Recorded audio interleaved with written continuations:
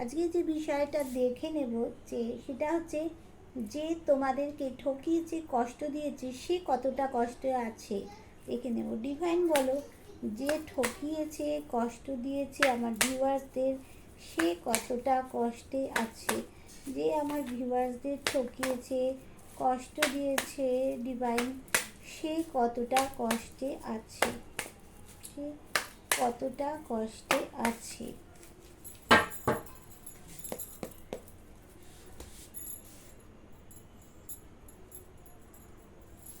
দেখো, যে তোমাদের ঠকিয়েছে, কষ্ট দিয়েছে, সেও কোনো না কোনোভাবে ঈশ্বরের কাছে কোনো কিছু, তার হেলথ বলো, কোনো কিছুর জন্য সে কিন্তু ঈশ্বরের কাছে প্রার্থনা জানাচ্ছে। সে কিন্তু প্রচুর কষ্টে আছে, কোনো কফিনের মধ্যে সে কিন্তু বন্দি হয়ে গেছে, তাই সে ঈশ্বরের কাছে প্রার্থনা জানাচ্ছে। সে কিন্তু তোমার কাছে আসতে চাইছে, আসতে পারছে না। সে দেখো কোথাও গিয়ে কোনো তুমি যাতে ফিরে আসো তার জন্য কোনো মন্দিরে বা কোথাও গিয়ে তালা লাগিয়েছে বা ঢিল বেঁধেছে মনস্কামনা পূরণের জন্য। এবার দেখো, সে কিন্তু তোমাকে কষ্টে আছে বলেই তোমার থেকে মুভ অন করে গেছে, কিন্তু মুভ অন করে গিয়েও কিন্তু সে মুভ অন করতে পারেনি।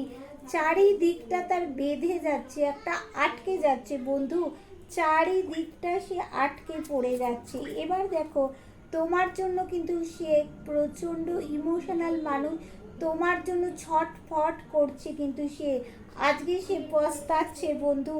দেখো, তাকে কিন্তু কেউ চিটিংবাজি করেছে, তোমাকে ঠকিয়েছে, তোমাকে কাঁদিয়েছে, আজকে কিন্তু তাকে কেউ চিটিংবাজি করছে।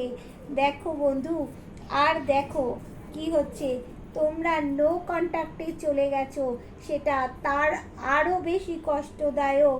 হ্যাঁ, যেখান থেকে তার অনেক অপরচুনিটি আসতো তুমি থাকলে, সেটা কিন্তু আসতে পারছে না বন্ধু।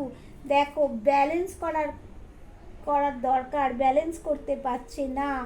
এর ফলে কি হচ্ছে, তার জীবনে কোর্ট কেস এসে দাঁড়িয়েছে, এই কোর্ট কেসে তাকে দৌড়তে হচ্ছে, যেতে হচ্ছে, সেটাও কিন্তু তাকে বড় বেদনাদায়ক দিচ্ছে।